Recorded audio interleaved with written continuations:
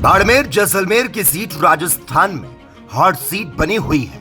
इसके पीछे की वजह यह है कि एक तरफ इस सीट पर भारतीय जनता पार्टी ने कैलाश चौधरी को मैदान में उतारा है, तो वहीं दूसरी तरफ कांग्रेस ने यहां उम्मीद राम बेनीवाल को मैदान में उतारकर मुकाबले को रोचक बनाने की कोशिश की है।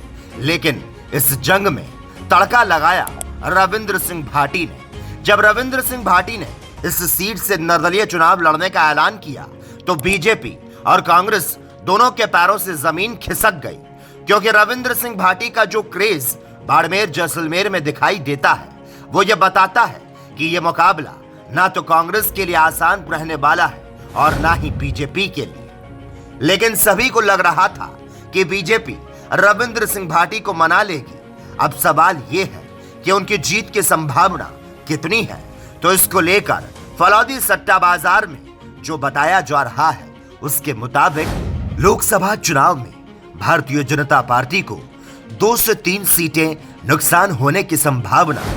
वहीं निर्दलीय ताल ठोक रहे रविंद्र सिंह भाटी को लेकर फलौदी के बाजार में जीतने की संभावना बताई गई है। फलौदी के बाजार में चर्चा है कि अगर रविंद्र सिंह भाटी मैदान में डटे रहे तो उनकी जीत की संभावना ज्यादा है, यानी कि वो सांसद बन सकते हैं। फलौदी के सट्टा बाजार की अपनी एक विश्वसनीयता है और इस सट्टा बाजार के आकलन के बाद रविंद्र सिंह भाटी समर्थकों में जोश है, तो वहीं बीजेपी और कांग्रेस के नेताओं की चिंता बढ़ चुकी है।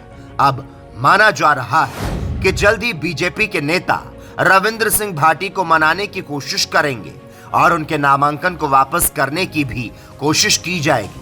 लेकिन अगर वो मानेंगे या नहीं, ये भाटी को तय करना है। लेकिन दूसरी तरफ मोदी कितनी सीटों को जीत सकते हैं उसको लेकर भी सट्टा बाजार गर्म है।